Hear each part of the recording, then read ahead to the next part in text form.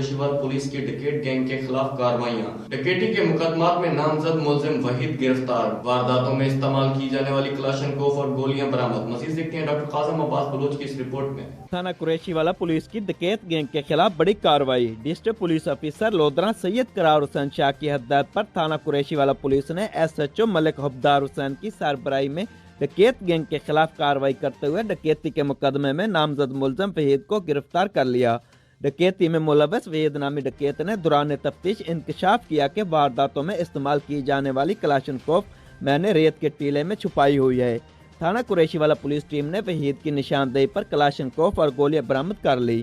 تھانہ قریشیوالا پولیس نے ملزم کے خلاف مقدمہ درج کر کے مزید تفتیش کا آغاز کر دیا ہے۔